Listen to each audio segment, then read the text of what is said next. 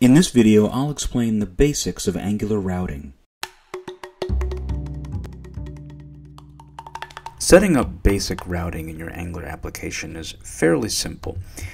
In this example page, I have three routes. There's the home route that you see here, products, and about. So as I click each link here, you can see the route here, the /# changes to the name of the route. Also be aware that I have a default route, so if I go to the root of the application, it goes to home. We'll see in a minute how that works, but just know that there is a default route for when there's no route provided. Also, one thing that's pretty cool about routing in Angular is that you can do something called deep linking. So here I have the about route, but I originally went to the root of the application and then went to about. If I copy this link and open up a new tab and paste that link in, I go directly to the About tab. So it's pretty cool. You can have a specific route name there in your URL and put it in an email or something like that and send it to someone and go directly to a specific route. So let's see how this all works. The main place you want to start when setting up your routing in an Angular application is in your app routes.ts file.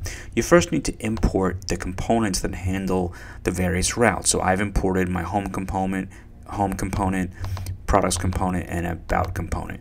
And then down here we have a routes array that has an object or an element for each route of our routes. So I've got three objects here, one for home, one for products, one for about.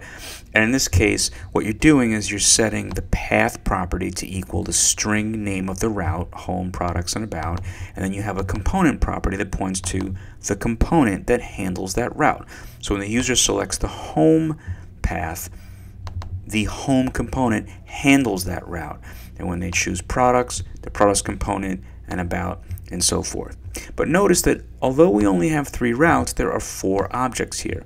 Well, that's because we have a default route. So this first object says when there's no route provided, when the string is empty, we redirect to home.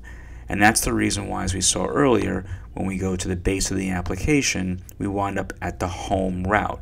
So I can change this very easily. I can say, well, when there's no route provided, I want to go to products. So the default route is now products. So if I go to the root of the application, I'll wind up at products, which is pretty cool. If I do that again in a different tab, you'll see that we go to products.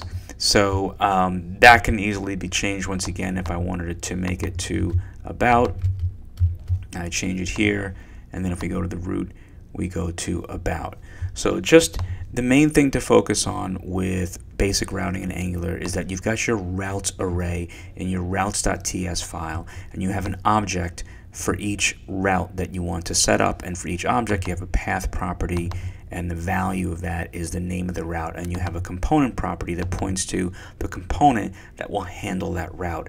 And then you also have your redirect to, or your default route object, with a path of empty string and a redirect to whichever route you want to show when no route is specified.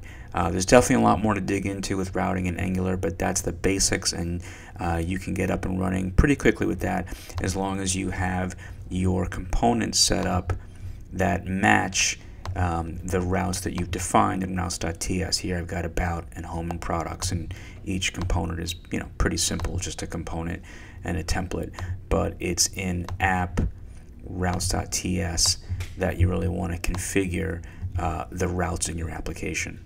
If you found this video helpful, you can subscribe to my channel by clicking the red subscribe button right under the video. You can also take a look at my blog, where there are many articles and tutorials about web development. Thanks very much for watching.